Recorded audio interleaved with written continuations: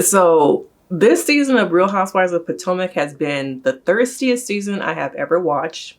It's been the most just like, you're doing too much for what? At the cost of what? So let's get into it.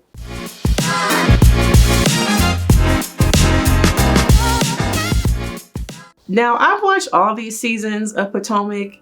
I caught up on them during the pandemic, so I've been watching it for quite some time. I'm also like into pop culture. So not only do I watch the shows, but I follow the blogs, I read the behind the scenes stuff, okay? I'm engulfed in, okay? I'm a Bravo-holic, all right? And I don't need AA because I don't think I have a problem, all right? But this season has been a little bit of just like, damn, people are really thirsty for camera time, contracts, money, and they're willing to do anything to bring down another woman so that I can gain more popularity, so I can gain followers. And that is what's wrong with a lot of these franchises now when it comes to the Real Housewives franchise, is that people are willing to do the most for fame, for clout, okay? Fame is a highly addictive drug, so is clout, okay? Now this season they brought on this girl, Nneka. I feel like to go head to head with Wendy, not only do I feel like the cast of this season does not, and these past couple of seasons since Wendy has been on there, not only do the women not like Wendy, I feel like at times production doesn't like Wendy. And so I'm not a person that is like, that's my road dog, I love me some Wendy. Actually, yes, I like Wendy. I'm not gonna cap, I do. But I'm not a person who develops parasocial relationships with the people I see. I know that they're human. I know some of the things that they say and do is part of their character or who they are for the show. So I'm not engulfed in the, oh, she can never do any wrong. I'm not that type of person, that type of audience or viewer. But I do feel like it just feels so much like these women don't like her. It also feels like people are so willing to ice out other women on the show, but for what? Okay, are you that desperate? Are you that in a place where you are really wanting to bring down a person for your own money, for your own contract, that who you are as a person doesn't matter anymore? You are so caught up in the cameras, the limelight, all the stuff that comes with being on TV, that they're willing to do the most. And this girl, Nneka, to me, comes off so thirsty, desperate, wanting to do the most. But for what? Okay, sometimes they bring on a friend, Nneka as the friend. It would have looked better for me if they had brought on Nneka as a friend of Wendy versus a friend of Ashley, because y'all ain't friends now. Okay, it would have looked more believable to me if they brought on her one friend from last season that she was having it, that people were getting into calling her a Sesame Street puppet. That would look more believable. But for me, it's another instance of like, okay, let's pretend y'all know each other. You're friends with Ashley. Y'all run the same circles, even though we're on season what? And how many times have we seen Nneka? Never, okay? Now, the problem with this show also is that they can't get along.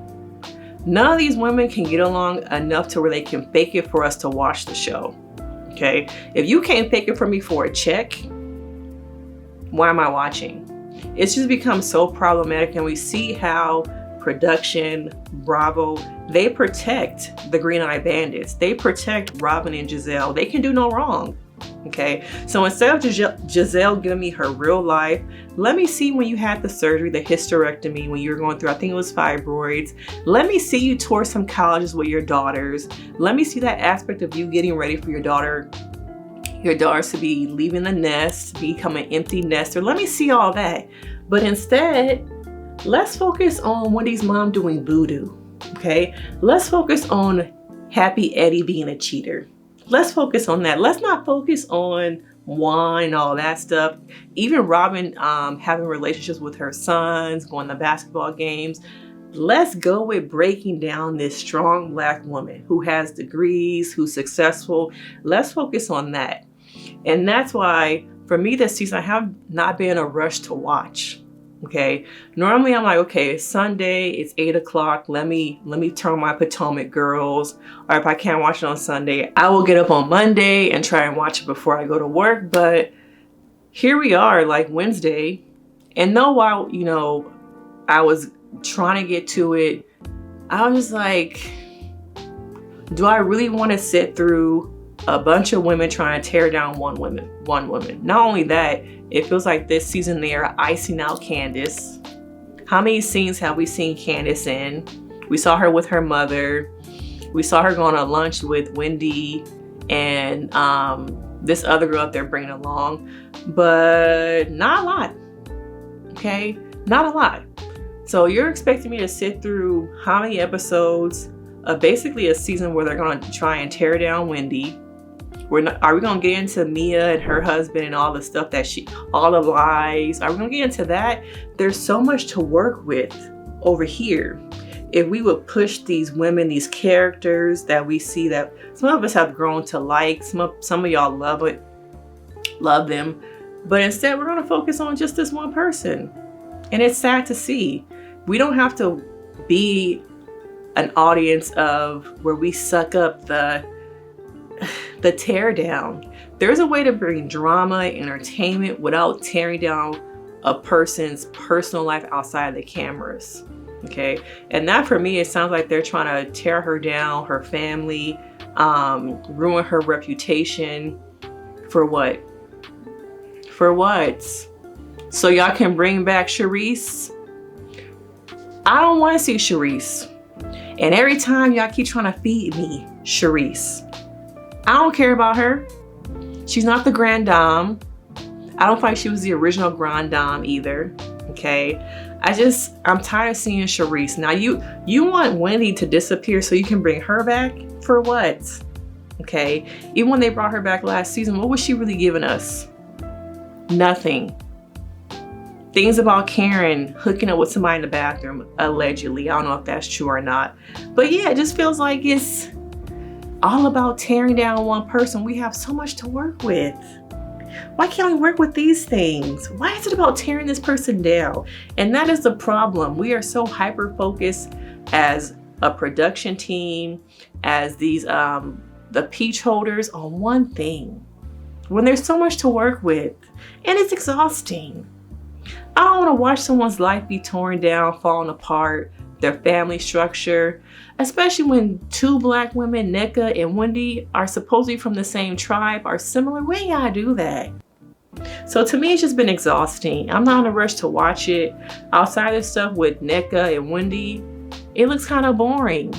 The trailer made it look boring. But let me know your thoughts. Is it just me?